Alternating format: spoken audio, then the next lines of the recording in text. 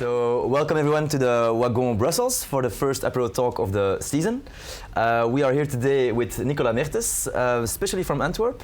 My name is Vadim. I'm a student at the Wagon coding school for 9 weeks. We just started and already I'm top of class. So, okay, so we're gonna ask him just to tell us about his entrepreneurial story, then to tell us about Sign2Pay, and afterwards it's up to you guys. So ask any questions you like. Nicolas has also told me he's not afraid of answering questions during the talk. So if you have anything you want to ask him, shoot. Okay. Cool. Thanks. So my name is Nicolas. I'm the founder of Sign2Pay.com, and we're a secure mobile payment method which is authenticated using a biometric signature. Now, why is that important? A lot of people will understand what a conversion is.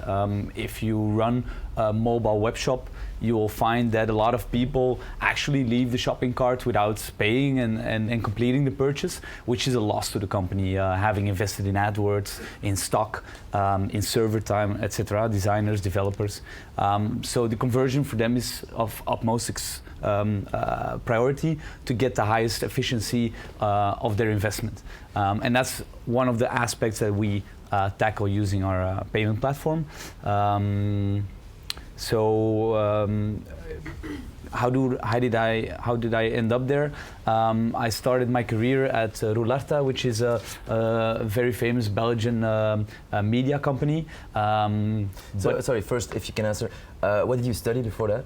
I studied informatics at the university, but I failed at it. The informatic classes were very good, but it was university level, so we were actually doing mathematics classes with the people studying mathematics. So I literally failed at the mathematics. The moment where they asked me in an exam, okay, so you have this tone of voice, which you can then translate over the phone to a digital signal, and then at the other end of the line, translate the digital signal back into a tone of voice. I was like literally writing my first and last name, and then thank you, and then went outside. So and then started economics at the University of Antwerp, or a subsidiary of it, and then basically at one point said it was enough, and started dropping out of school. Okay, and then Roularta. And then Roularta, okay. And I was devastated. It was one of the biggest Belgian media companies, and it was such a dinosaur of a media company, not understanding technology at the time, and I was so devastated that I actually ran off to Amsterdam to work for a company called The Next Web, which is they cover anything that's online entrepreneurship, anything that's Silicon Valley, anything that's coming out of the industry, and they translate that into a media blog and a conference in Amsterdam, Sao Paulo, and New York. And I was responsible for anything commercial at the time, being a very small group then, and now grown into a company of, I think, 20 or 30 employees. Okay. Yeah. So that was the first startup experience, actually.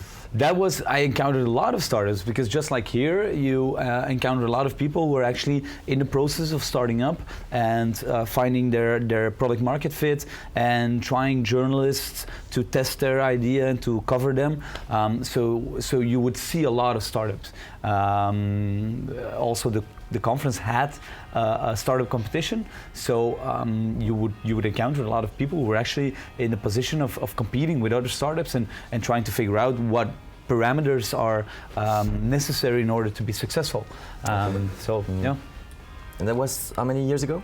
That was 2008 up until 2010, I guess. 10, 11, something like that, yeah.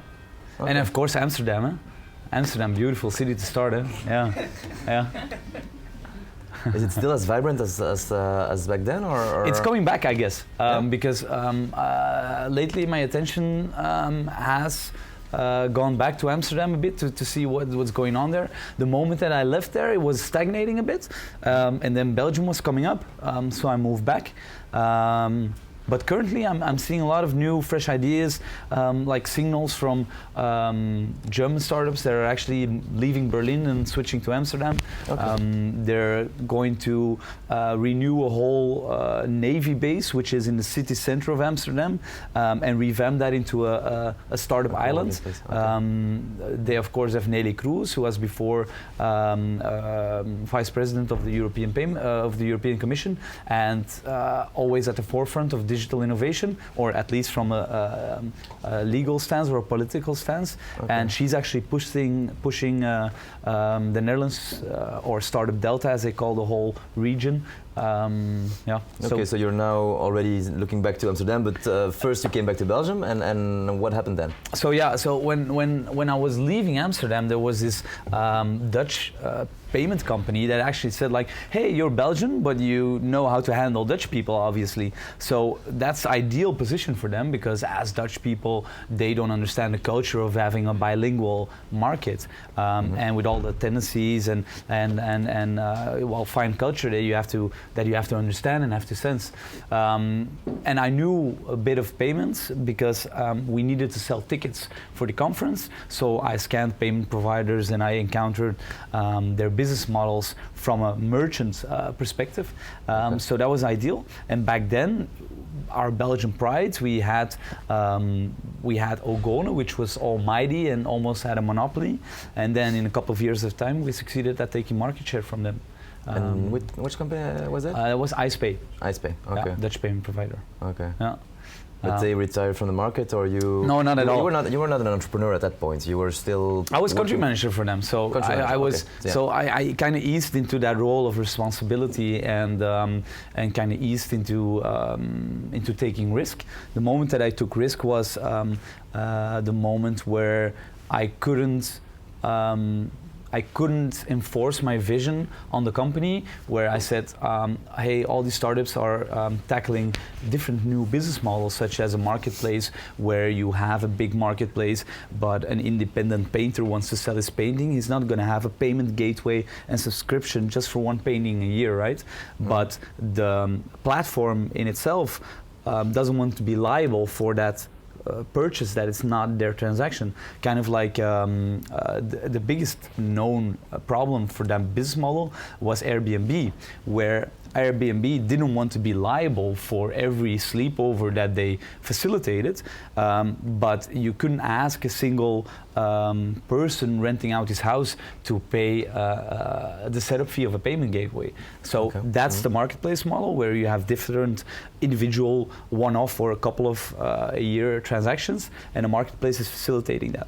So I wanted to tackle those issues. I wanted to tackle subscription models, which were coming up strongly because of mobile. I wanted to tackle mobile, the conversion, etc.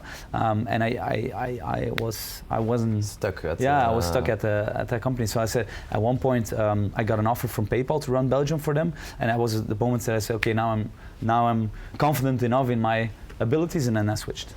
Yeah. And when you mean switch, you mean? When I switched, I mean, so basically at the time, on the You didn't do PayPal? I didn't do PayPal. Okay. No, okay. I didn't do PayPal. At the time, I was responsible for founding, together with my partners, Idea Labs, which is an accelerator in Belgium, and that gave me a lot of my network is very strong in the Netherlands, less strong in Belgium. But Idea Labs shifted that, because we basically claimed a piece of the market and said, hey, we're here to stay, and that invoked a lot of new connections. And that basically got me off ground to say, okay, how am I going to set up this company? How am I going to get funding? Who's going to support this? And am I credible enough to be an investment for somebody else? Yeah, okay. At Idea Labs. And that you were a co-founder, that's still going on, or? I'm completely out of operations. We have an excellent team there, and my original founding partner is running that very, very nicely. Last year we allowed Telenet to join forces and to empower with a piece of funding to empower those startups so that they have more breathing room in order to explore their idea and actually go to market in a proper way.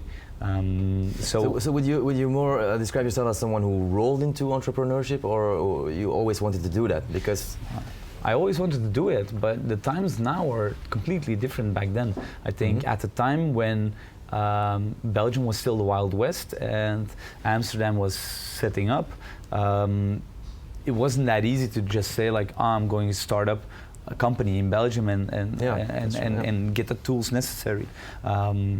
If you would start an idea now, I think there's way more soundboarding that you can do in order to justify if your idea is way off, or if you actually have a position to take market share. Back then it was much more difficult. Yeah, I guess so. Yeah. Okay, so you did take the risk and you did start the Idea Labs, but you didn't put in any money. I mean, that wasn't. To my shame, I never had the funds to invest in Idea Labs. Yeah. Luckily, we knew people who had, which is a key factor of starting up, of course. Yeah. But at that point, you were calling yourself an entrepreneur already, or how did you see yourself? Well, it's difficult. It's difficult. You never.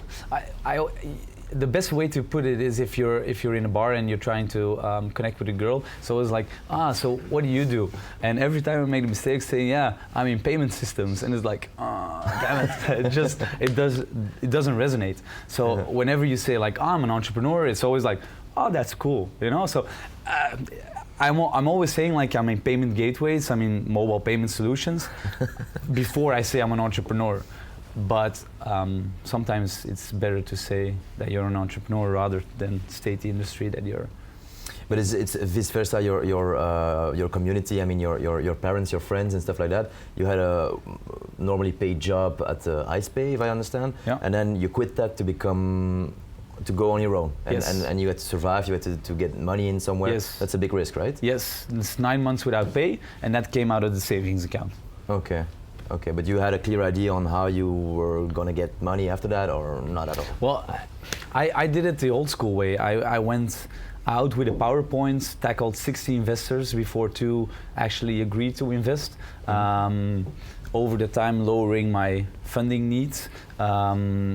So running a fintech startup is a bit different than running a B2C startup. Sorry, fintech. The fintech startup, you already had that in mind when you quit IcePay yourself. Okay, well, yeah, basically, but it's something that you're trying to do and change. And I still remember that I came with like a 50-page business plan to the guys at IcePay and said, look, this is what I want to do. This is how I want to tackle the market. This is what and it didn't resonate.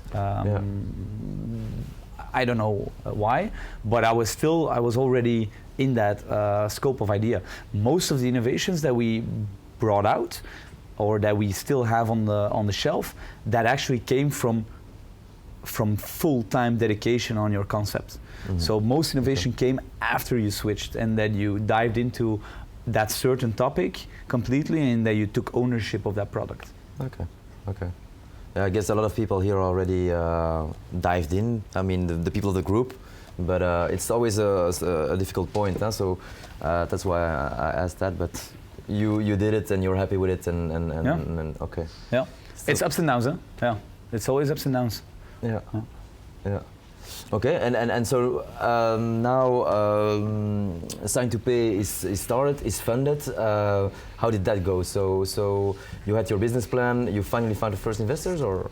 So basically, my business partners or my investors, they.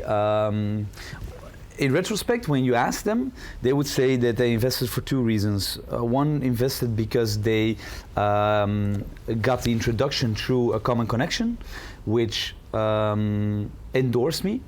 And then basically they said, okay, he's a solid guy, and then they looked at track record, and then they invited me a couple of times to tell the story, and then they, again, soundboarding, asking difficult questions, and then I guess they had faith in the fact that I would persevere up until some level, at least to a level that they would feel comfortable handing some cash, in the sense that I would run with it and do everything with it that's in me.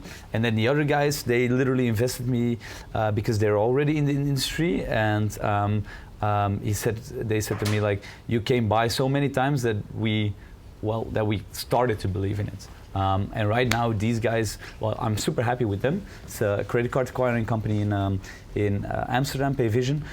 They're doing great credit card business in Asia, and they're really booming themselves. And they're happy with us as an investment, and we're actually very happy to have them as kind of the big brother, where we can sometimes post some questions or leverage their network. Okay.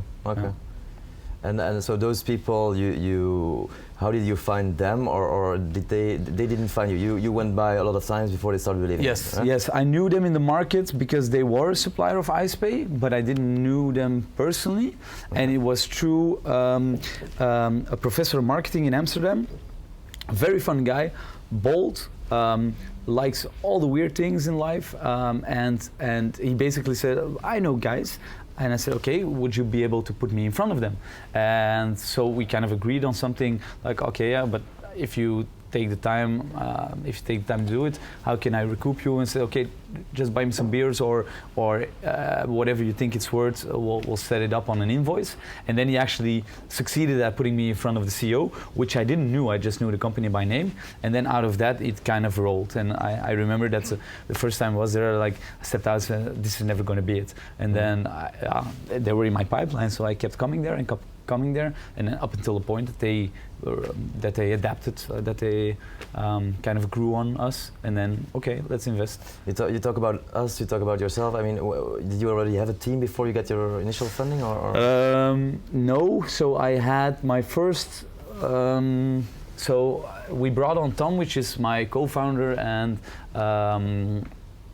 he was building the proof of concept. So for 6 months, while I was fundraising, he was checking the technical side. Can we do it? It's still payments. It's very hard to start something in payments. It's not a consumer-oriented product. So you need to take a lot of security measurements, compliance things in mind. So he checked off all of those while I was running around with the vision and the idea and the market position. So how did you meet him before that? At a Twitter. I think a lot of people have the same problem. Well, basically at a Twitter meetup, stuff like this. You basically go out and you're in the startup industry, people who are ambitious, people who have passion, who have drive, who have energy, and you start talking about your ideas and you start asking a lot of questions. And at one point, you find some people that grow a bit more than just a LinkedIn connection and grow to be between. Now he's a friend, but at that point he was like an acquaintance basically. Yeah. Okay. And then somebody else, Jimmy, was my first choice, who I knew better because I've done business with him prior to that, and I said, hey, can you do it for me? But he just switched jobs. So I said, like, yeah, who do I ask now? And he says he was actually already friends with Tom, and he said, why don't you ask Tom? And I said, yeah, it was my following option. And it was Jimmy who kind of kicked it off, and then we sat down, had some chicken, discussed the idea, and then afterwards he started building the product for me. Okay, cool. And so he started believing in it. Did it take long, or between the point that he believes in it? Believing in it and then start working is two different things. So he had a far better position than I had. So he's basically a consultant. So he's a system engineer, a very good one, and he has a very decent day rate. So at that time he could afford to actually spend a lot of time and take a couple of months off and invest in the product. Okay. So that's his investment, and big kudos or thank you to that guy. But I guess every founder goes through that. Yeah. Okay. He never went back to his job after that. I mean, he's still in the company. He's still happy. He's still. Well, he still owns a piece of the company, and being a system engineer, he is responsible, of course, for everything that needs to scale at the right moment. So that's a very niche position, and then in time there are more responsibilities that he will take on. Okay. So at this stage, being a kind of 12 people company. The roles aren't very clearly defined. It's just, here's a bunch of work that needs to be done, and everybody kind of cherry picks what they're good at and that they can execute on fastest. There is no hierarchy or something like that. Okay, okay. So because you're the first one, but you're not the CEO, or you are? Well, it's my title, yes, yeah, okay. And people listen to me, thank God. Yeah. All right. So that was the first guy. Then you had some funding, and you thought like, okay, did you know how much money you needed, or was the money needed for the other guy, or how do you calculate that when you're out for money? So calculating the needs of the funding needs of a company is always very difficult because it changes over time. Mm-hmm. So basically, you make kind of a draft of a financial business plan, and you start building assumptions, and you take as little assumptions as possible in order to quantify. Mm-hmm. You need to be able to clarify every assumption that you make. It's not a right or wrong thing. It's just a framework to get started, and things will change every month, every quarter, and you will need to recalculate. Right now, we have somebody in the company that every month does a recalculation of our burn rate, of our KPIs, stuff like that. So you just take a starting point, and with that, you go and talk to investors and see if you can leverage the amount of money that you need at that time. Yeah. Okay. So actually, the most important part of the startup thing is actually finding the funds. That's what we're talking about. Yes, yeah. But the moment that your startup doesn't generate any revenue, your most important source of income is funding. So you should allocate most of your time to it, and it's an art in itself as well. Yeah. So, and it's a financial mix. Funding is obviously, everybody thinks immediately of VCs or angels or stuff like that, or friends, family, fools. But there's a whole financial mix, especially in Belgium, where you have frameworks for subsidy, where you have accelerators, where you have venture building companies, where you have all sorts of financial tools in order to create the ultimate mix. Or even so, banks are trying to innovate with offering crowdfunding to cover the risky part of a loan, and you can take starting loans. So there's a whole scala of financial tools that you can use in order to finance your idea or your plan, which at every stage should take into account which is the best fitted tool for our company at this moment. So when we read about 500,000 or 600,000 euros in the paper, it doesn't mean one guy who put the money on the table. It can mean all sorts of things. There's one thing that you can never make. You can never make somebody else's bill, for the better lack of word. So it can depend. For some companies, they post the funding round that they actually got from investors. Other people perhaps have 50% and they leveraged another 50% with the bank.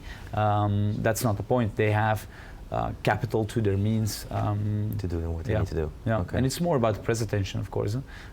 Companies like that need to have attention in order to do their business properly. The funding is not the goal in itself. I guess. Okay. So up until now, I mean, we're going to discuss Sign2Pay directly, but what I want to know, so you actually have a lot of experience, and that helps with knowing the right people to start a business your own, so to find the right people also. But did you have like mentors before that, or I mean, are your parents, for example, also entrepreneurs, or how did you learn to be this way? I mean, do some people have more chances of being an entrepreneur or not?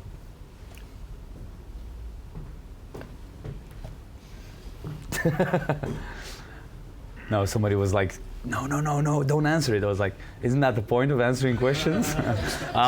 Are some people more better suited to be an entrepreneur? No. I guess so. Yeah, I guess so. Just like people excel at all different things. Some people have talent, other people have to work for it. I guess that's true for any capability. But everybody can be an entrepreneur, and there's no right version of being an entrepreneur. I guess the fact that you empower yourself to think of a goal and then go for executing on that goal. I think that's a compliment in itself. In my situation, my family has been very entrepreneurial, but also had their downsides. They took some pretty bad swings as well. So in that sense, the moment that I started off, my whole family wasn't in the modus of, oh, let's entrepreneur, let's start stuff. They were like, okay, slow down, reserve for what you got, kind of in the defense modus. So in that sense, it was the complete opposite of what the mentality or the vibe at that time in my family was. Okay. So, but it probably is a escalation of me being 14 or 12 or anything like that, and seeing my uncles and my dad being entrepreneurs, perhaps. Yeah. Good answer. Sign2Pay. What does it do? What's the competition? And I don't know. I want to know. Okay. So basically, when you own an e-commerce shop, or when you have a business model that derives from mobile traffic, you will see that there are a couple of ways why your conversion rates aren't as good as merchants are used to from desktop visitors. One of the reasons is that we took such a big screen and we try and force all that information into a smaller screen. But of course, a smartphone or tablet is a different medium. Same goes for the business model. An e-commerce model on desktop is enforced to work on a mobile, while a mobile is a different medium at a different time of that the consumer uses it.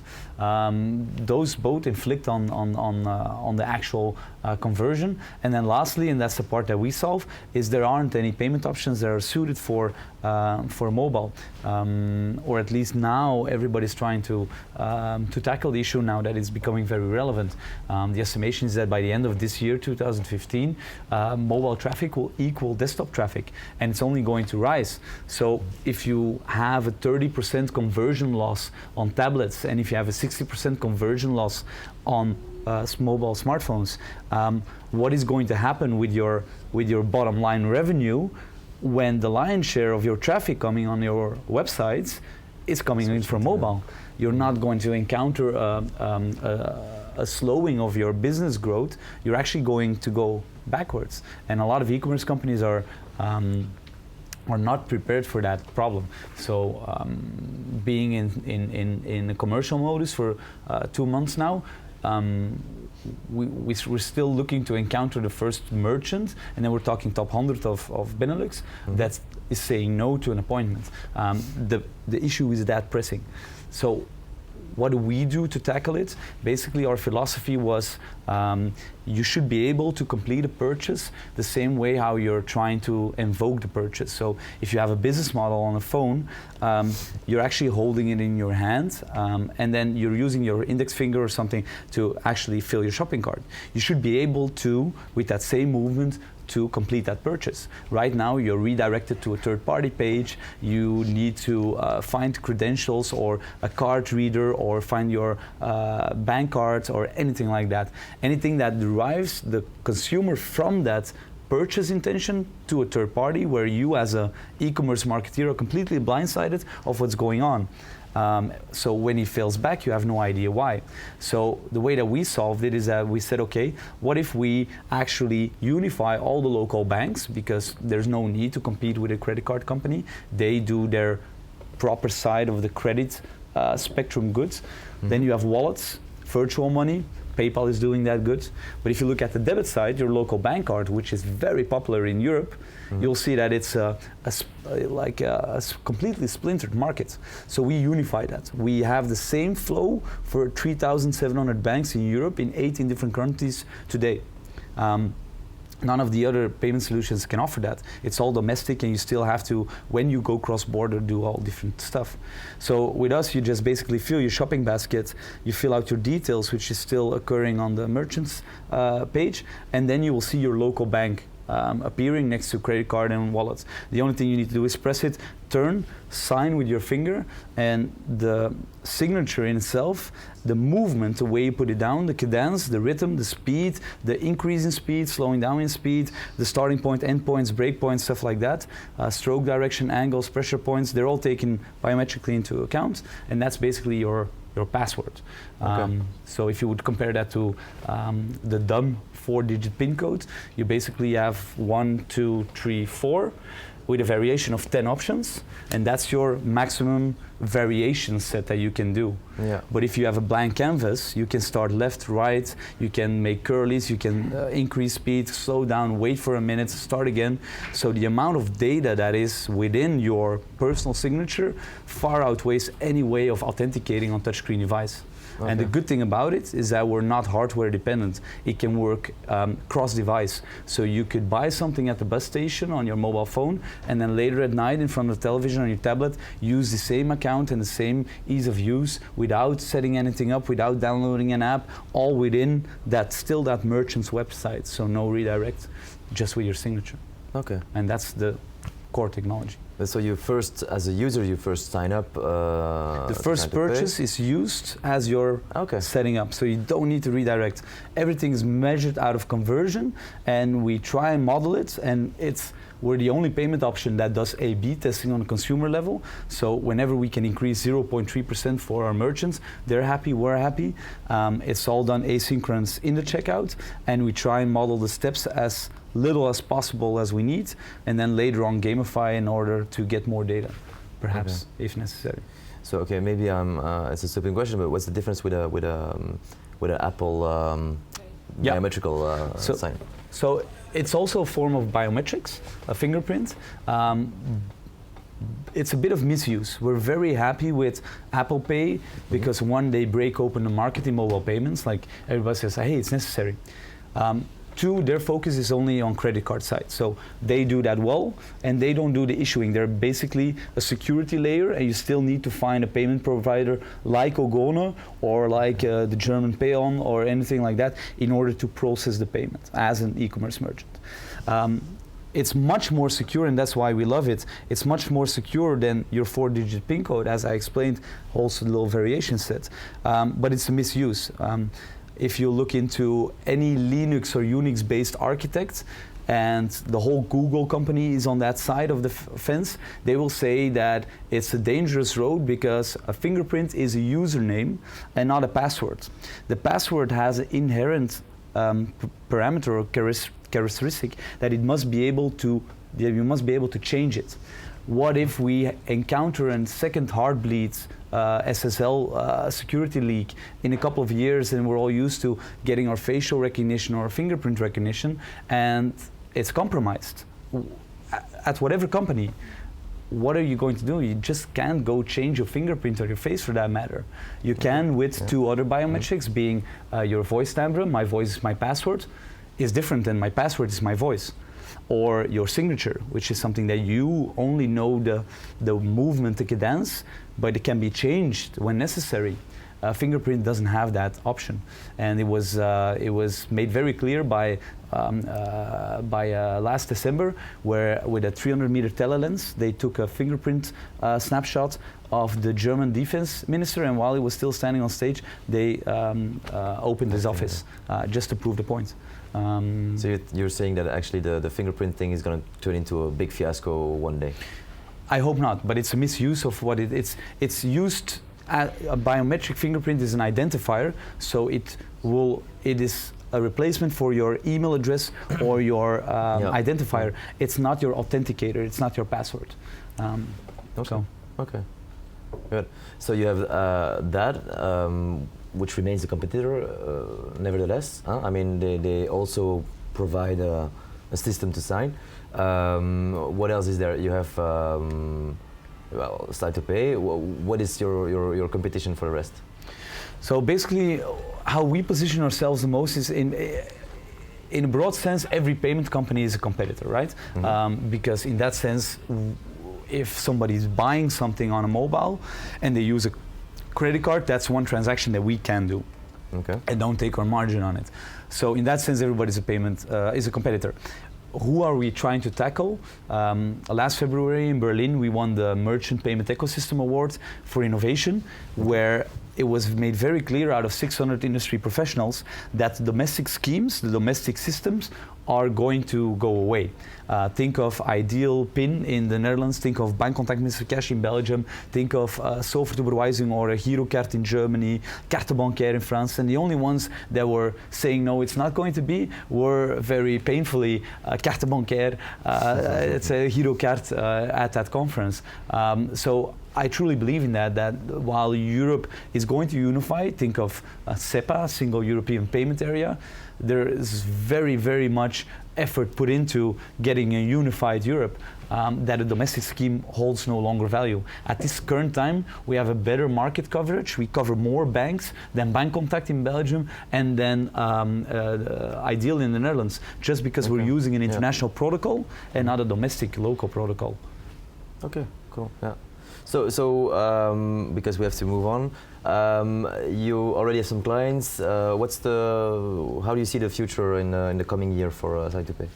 So basically we've built 3 engines. So one thing that we didn't want to do when we started up, took us much more time to develop, but was build one proposition, Sign2Pay. So basically Sign2Pay consists of 3 engines. It's a fraud detection tool that we run asynchronously, so we know the fraud up front. While with Visa, MasterCard, when you are redirected to the issuing bank and you don't have any more money on your card, you fail back. We do that estimation up front. So we know that up front. So that's one tool.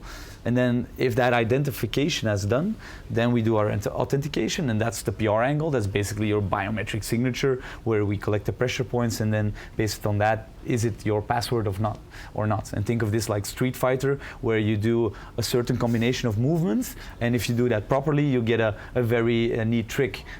In that sense, it's the same way. If you do the right movement in a row, you'll get access to your account.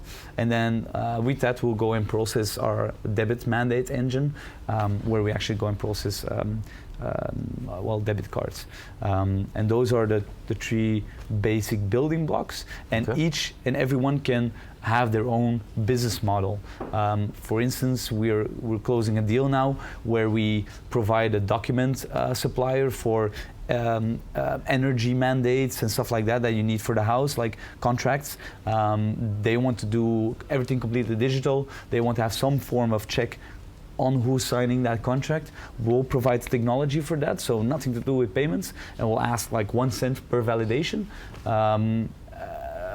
But on a couple of millions of documents, that's a big number. That's a big deal. So that in itself can turn out to be a business model as well, which is something that a year ago we wouldn't have planned in our business model, or is still not in our financial plan. Okay. So, yeah. So where are we going to be? You don't know. Yeah. And you're 12 people now. Are you planning on recruiting people in the? Well, there's now we're negotiating a deal with an American company, a big one, tackling the European market, and they knew little of bank cards of local banks, because of course the States being a very credit-oriented market. So if we can close that deal, then immediately in a couple of months we need to double in size. So it can go fast, but it can go much slower as well. It depends on the needs and how fast we can solve merchants' issues or problems. Cool. Yeah. And so you're talking a lot about salespeople. Would you need that's for the people in the room? Do you need Ruby programmers, or what technologies do you use, and which people would you need? Well, the funny thing was that when I started up, I wanted to do Ruby people because they were way more cool. They had beards and they had tattoos and stuff like that. So that was pretty cool, and they seemed more human to me. Where the PHP guys were the PHP. Really? No. Okay. not in Brussels. Where the PHP guys were like, it's more like script kiddies. It felt more difficult. However, the Ruby guys were much harder to find. So at this one stage, I had 2 teams setting up, and the PHP was winning it because I was finding more people faster at a more decent price. Up until a point that I found my my current co-founder, the third one, who's a very heavy stack-oriented developer and who's very good at what he does. And he made me completely forgo the PHP choice and completely go for Ruby. Haven't regretted up until now. However, it is every time when you're trying to find people, it is much harder. Then again, people learning Ruby will have more job security because they don't have to compete with people, or they're deemed to be a more all-round developer. Cool. Okay. So that's good. That's positive. All right. I'm done with the questions. I think it's time for the audience. Huh? If we still have time, I hope so. Yeah. Yeah? Okay.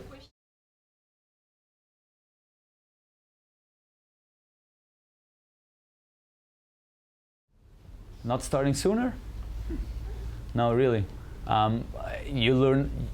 It's like before you don't start your own company, it's like your brain is working on 50%. The moment that you start a company, you learn so fast, and that's I think I could have done more or be better suited. If I would have started earlier even, or with a different startup, or more on the side with the job security.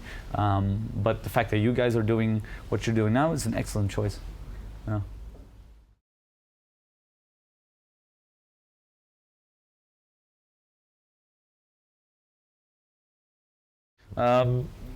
So the core norms and values are unchanged. In that sense, the position was to tackle conversion with a debit solution that has as little thresholds as possible. That hasn't changed. That's still the same business model canvas as was in the office in the first 2 months. In terms of technology, I think this is the 4th version of what we have. I think we've built this thing 4 times already. Resulting now in a very rich quality of signature canvas. This is not your UPS DHL kind of canvas. When you put down your finger on this canvas and move, it just slides along with you. It's super fast, and that was so necessary because if there is 1 millisecond of lag on that visualization, you stop subconsciously slowing down your finger and therefore fooling the comparison algorithm, or at least not completing it properly. So in that sense, the canvas has been rebuilt a couple of times and has been changed tremendously in terms of our scope on that specific part. The vision is still the same.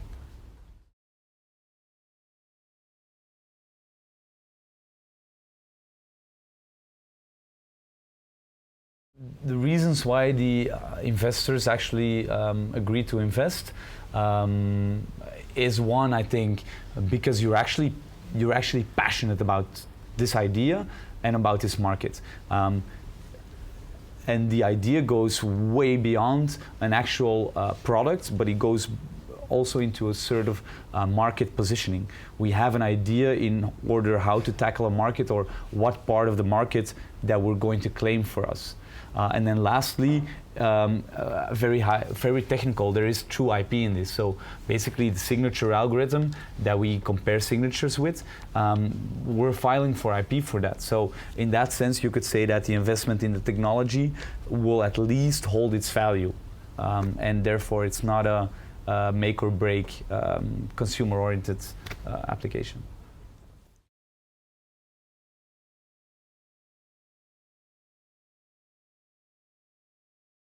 Well, basically, there wasn't something like it before. So I started Idea Labs with the founding partners at the time, out of the need, like, hey, we need to do something like this in Belgium. At that time, one of the founding partners was actually thinking of moving away to New York and starting a company there or doing business there. And we were having coffee over it, and I said, well, at least practice what you preach and put your money where your mouth is. And today we still laugh that it was his most expensive coffee because I didn't put any money in it. But that was a true reason. Like, okay, if we're nagging about stuff that can happen elsewhere, why don't we give it every shot and every opportunity to start it here as well? And then in 3 months, practice what you preach. Basically, we found a place, we found funding, we organized the launching party, and we set up the program.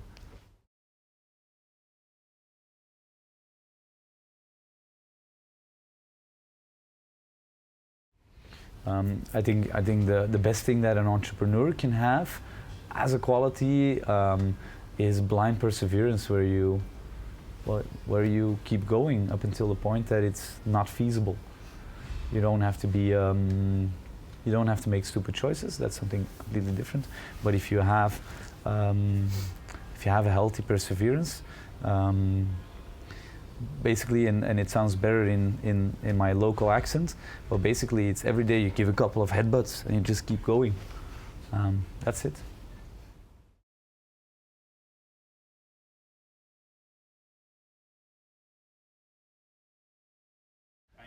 So your actual question is that your signature is not always consistent. Never. So, okay. So imagine this. It's not so much about the visualization of the signature as it is of the way you put it down.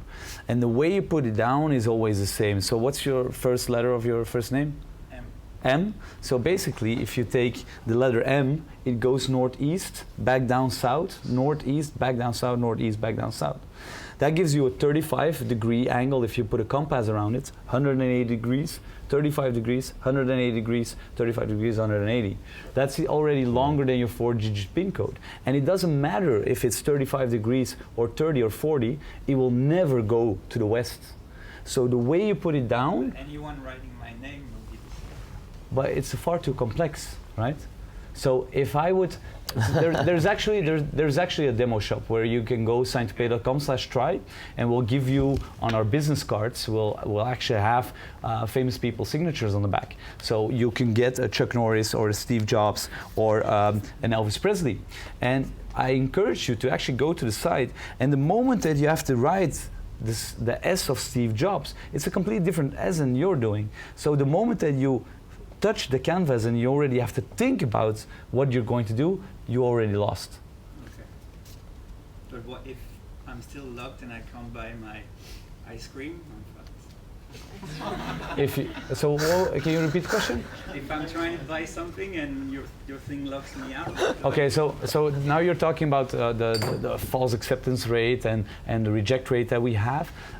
Imagine this: how many times do you have the card reader, physical card reader, in order to pay for something with a bank card, and that you mispress a button and you have to start all over again?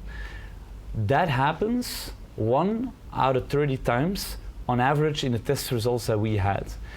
We have a false acceptance rate that's much better. So 1 out of every 67 signatures, you've done it correctly, and we think, it's not correctly. And then even so, having to put down your signature a second time is very fast and doesn't constrain on any bad feeling that you have. So we've taken something that has been used forever, and that everybody has, and we change that into a secure way of authenticating. The signature itself is not the issue; it's the level of security that the States is changing to a EMV chip authentication with a PIN code is very good because they were lacking behind, but it's still just the next step. What we're doing is actually having the authentication that are going to be used tomorrow. So with every innovation, I think there's a curve that you need to go through, if that answers the question a bit. Okay.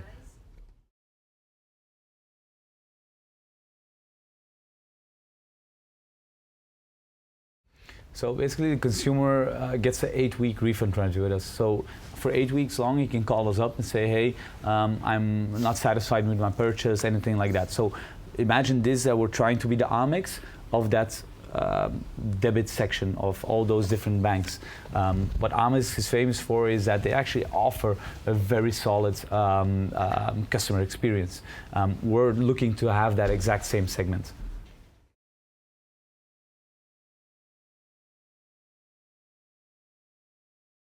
So excluding payments, yes, you will be able to use our signature authentication for any other purpose that you deem worthy. The service will be called Authentication, and it will be basically coming out this month, and it's an OAuth 2 login with a signature. So basically you can use the platform to OAuth just like you log in with Facebook or log in with Twitter. Is it expensive? It depends on the industry. Well, it depends on the risk that is involved. Do we need to guarantee the identity of the user?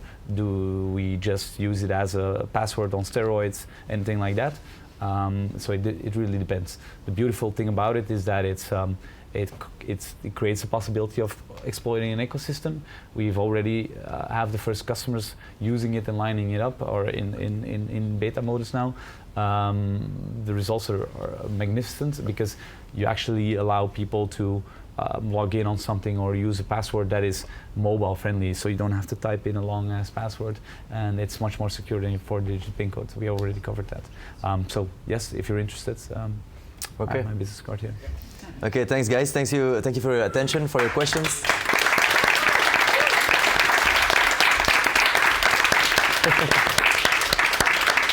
There's going to be more beers at the bar, and next week there's a guy behind Sunrise or something.